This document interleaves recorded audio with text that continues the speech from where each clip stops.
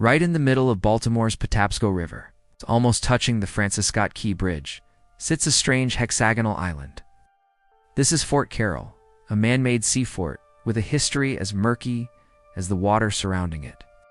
Its story begins in the 1840s, with a young military engineer overseeing its construction. You might have heard of him, Robert E. Lee. But even a future general couldn't save this project from disaster.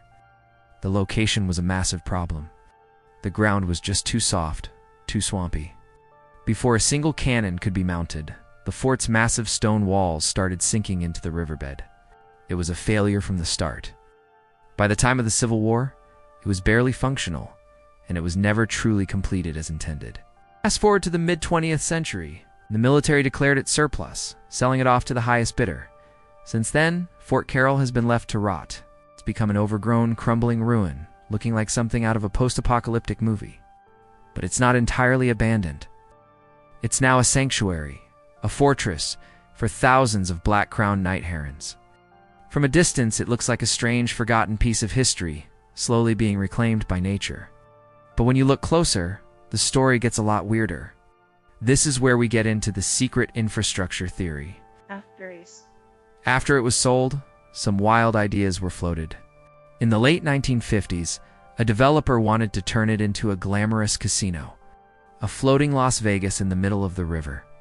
When that failed, another plan emerged to build a giant statue, a massive welcome to Baltimore Beacon.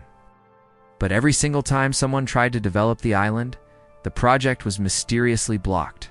The official reason was always environmental concerns, citing the bird sanctuary. But is that the whole truth? Urban explorers, the brave few who have risked the treacherous waters and potential fines to step onto the island, tell a different story. They claim to have found things that don't add up. They talk about massive underground chambers, deep concrete-lined rooms that are nowhere to be found on the original 1840s blueprints.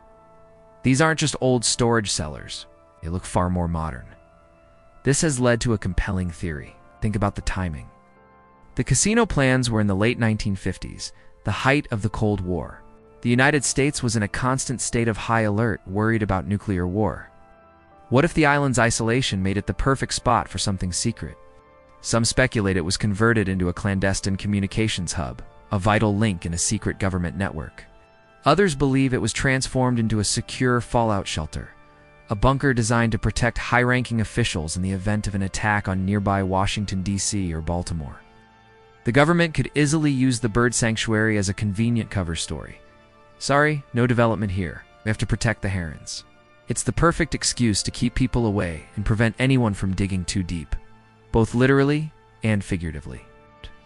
But the real mystery, the part that keeps this story alive, is the ownership today. The island is still privately owned. But here's the kicker. The owner hasn't set foot on it in years. Yet, trespassing is aggressively enforced by local authorities. Police boats regularly patrol the area, and anyone caught on the island faces serious fines. Why go to such lengths to protect a pile of sinking rocks and some birds? It seems like an excessive amount of security for a forgotten ruin.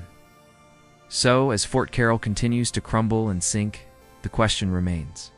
Is this all just a long, drawn-out effort to protect a unique bird habitat? Or is the government simply playing the long game, waiting for the Patapsco River to finally swallow the fort and whatever secrets might be buried beneath its stones? Are we protecting the birds, or are they protecting something else entirely? What do you think is really going on at Fort Carroll? Let me know your theories down in the comments. Thanks for watching, and if you enjoyed this mystery, be sure to subscribe for more.